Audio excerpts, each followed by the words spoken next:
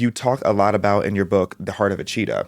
You talk about a lot of the lies, particularly when it comes to poverty in Africa. If you could erase one narrative or one lie about poverty in Africa, what would it be? If I could erase one lie, it's that, or maybe let's take it the other way around. Actually, if I could erase one lie, it would be that Africa is poor today because of colonialism. That's the one I would like to erase. Has colonialism played a role in setting us back? For sure. But 60 some plus years later, but the fact that we're still poor has nothing to do with colonialism. And that's really the argument I'm trying to make. Because if I have to agree with that argument that Africa is still poor to this day, and that I think that's a piece people don't hear. Africa being poor today, it being due to colonialism, like so many people want to believe, Africans, especially the Pan-Africanist, then that's a mistake. Because you have many, and first of all, this is also another one I want to put out there. Africans have this tendency to walk around and believe that it is us Africans, and African Americans also, I think, do this, thinking that we are the only bodies of people who have been colonized and or put in slavery before. No. Enslaving each other and colonizing each other is as old as humans on this earth. We have been doing this to each other for the longest time, regardless of skin color. And so that's one thing I think to understand. Perhaps in our psyches, in our collective psyches, we tend to then think that only Black people have been colonized or enslaved. Because if you look at the history of humanity, we're probably the last big group of people that have been enslaved and or colonized. So people then think we're the only ones that have ever been. But that's not knowing history. If you know history, you'll know that the norm was for humans to enslave and colonize each other. That's just what has been going on forever. Right. Forever. So I think us understanding that will ease a little bit the pain and the resentment that we have, rightfully so, about having been into slavery and having been into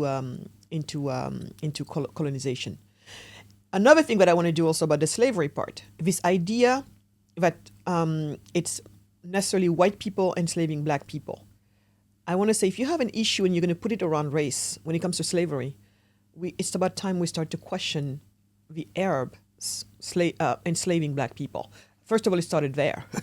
And to this day, yeah, right. And to this day, it is still going on in some countries like Mauritania. Mauritania, I think it's one of the last countries that supposedly stopped having slaves. And we're talking about less than the last 20 years that they stopped having slaves. But the reality is they still exist. Yes. So this is also where I would love for Black people, if we're going to go there, let us open the whole thing. Okay. Let us open the Wake whole that damn up. thing. And no, seriously. Because this idea of, we're just going to incriminate white people and then we leave aside the biggest, some of the worst offenders, as if we could do a hierarchy, them, when they would enslave, when they would take us under slavery, they cut your thing. Us, we're like they sleep around with us, and any child that comes out of it killed. No mixing of, the horrors that happen over there, no one talks about it either. So we almost cut them, give them a pass while always focusing maybe on the white people. If you want to go into complaining about slavery, right, which I decide not to spend my time on, it doesn't mean that I don't recognize what happened. It doesn't mean that I am upset about it, but it stops there. What can I do about it? It's you and I are here.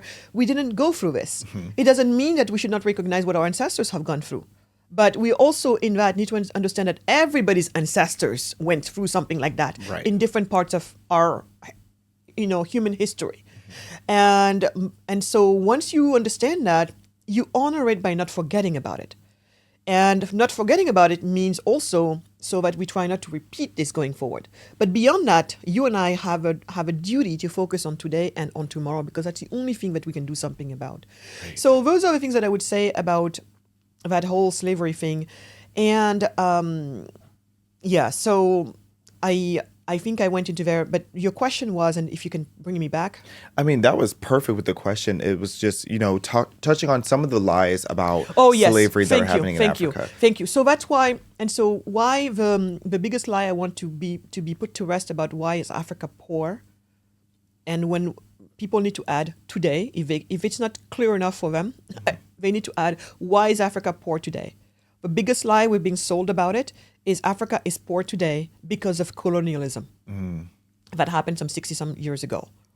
For most of us, it ended 60 plus years ago. My country, we're going to celebrate the 65th anniversary of our independence in April, and many African nations got their independences in the late 50s. Ghana went first, and then most of us were in the early 60s. For most of us, so that reason why that is a lie is because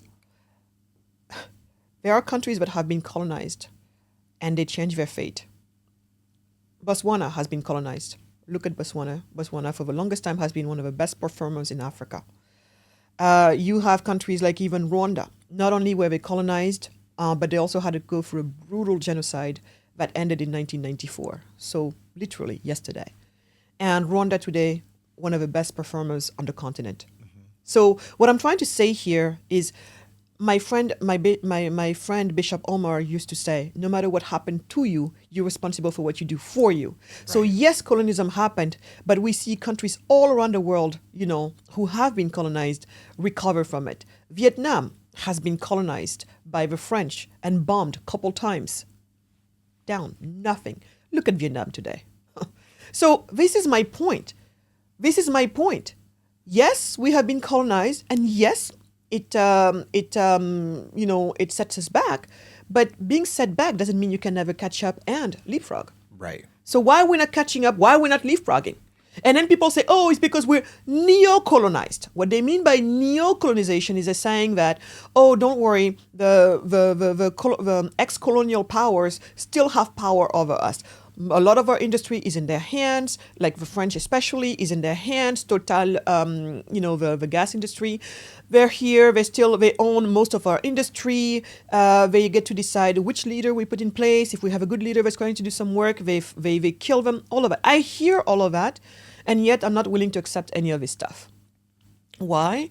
Because there's one thing that has not been tried. Poverty. Because that's what we're asking about. Why is Africa poor today? Well, the simple equation is very simple. Poverty is solved by prosperity, not poverty alleviation. So poverty is solved by prosperity. Prosperity is built by entrepreneurs. Entrepreneurs need an enabling business environment. They need a business-friendly environment. It makes sense. If you want something to grow, you got to give it the right environment that's not going to be hostile to it. Yeah, right? Mm-hmm. In the world of economists, we call it a business-friendly environment, and for people who want to be more technical, we call it economic freedom. So the conditions are there for you to have a freedom to enterprise, for you to have. So that's what it is.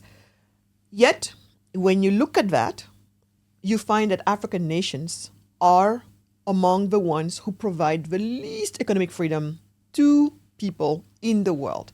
These are the places where people are the least free to enterprise. These are the countries that have the worst business environments for business. And remember what I said, if you don't make it easy for businesses to be born and grow, then the jobs that they would provide are not there. If those jobs are not there, the income that would be provided to people is not there. And if people don't have the income, they're poor. Mm-hmm. And that's what it is. Yet, I don't see anybody talking about this. But the few countries who focus on that on the continent are doing just fine, thank you very much. Mauritius is doing fine. Botswana is doing fine. You have also Rwanda now, thanks to the reform, trying to do this, is on its way to becoming a middle-income nation very soon. So my point is, if you wanna tell me that Africa is poor because of colonialism, my question then to you is what we just talked about.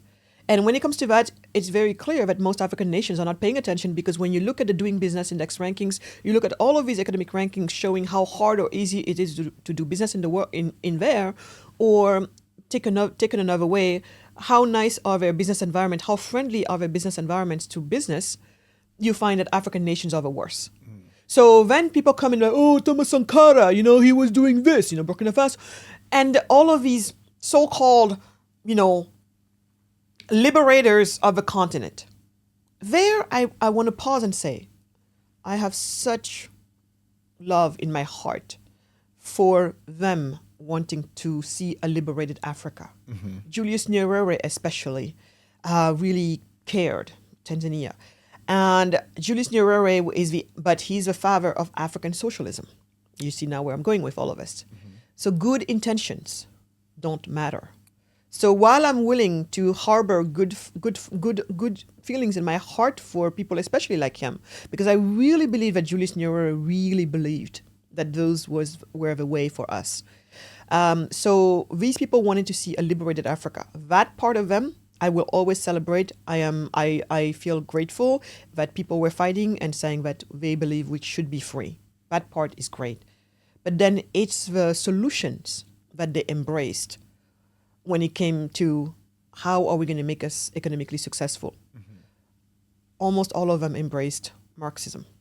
And you can't really blame them because back in those days when most of our countries were coming to an age of emancipation, of independence, you were at the height of this, intellectual battles between the two greatest ideologies. On one end, freedom and liberty, that the West was promoting, and they were using capitalism as their economic system, facing off with the East, which was supporting various forms of statism.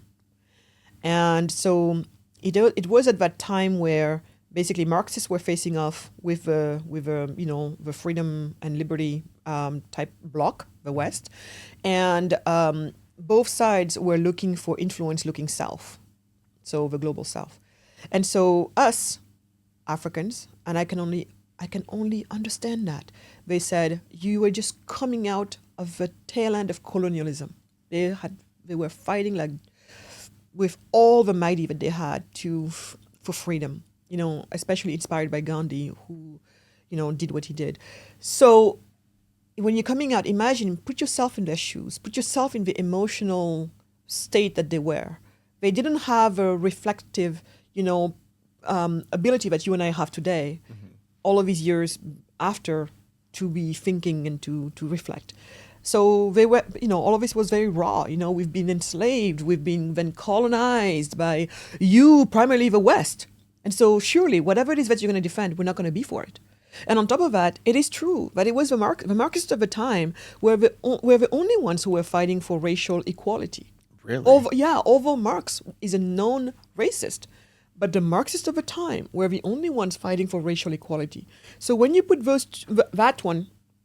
that the Marxists have been fighting for racial equality when no one else was, but they probably were doing it also because, they found, just like Black Lives Matter, I'm sure we'll talk about it. So they were defending racial equality.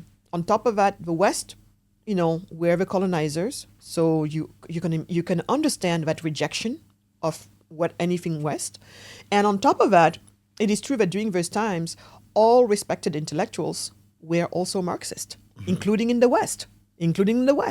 And so when you put all of those three things together, this is how, at its most important fork in the road, African leaders took the path of Marxism. And we never really reconsidered it. So the countries that didn't really follow that path, like Botswana and others, did much better. I argue that they could have gone further down the road of free markets and they would have seen as big results, if not better, than Singapore or places like that. But it's still better than the rest of us. And so that's my argument right there. So when you want to talk to me about the Thomas Sankara, when you want to talk to me about the Julius Nyerere or Sankara, let's take Sankara, they say, oh, it's because he was doing so well that they killed him. There are other things at play there. And my other point is, and yet Sankara did not put in place economic freedom. So I am waiting for those leaders, because then, the Pan-Africanists are saying, oh, you're not being very realistic, or you have ill faith here. And I said, look, my thing is, you're always out there saying that anybody who is going to put us on the right track, supposedly the white people and the West is going to kill.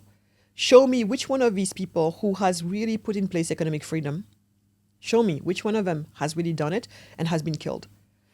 The president of Botswana, he did his terms, multiple terms, whatever he needed to do.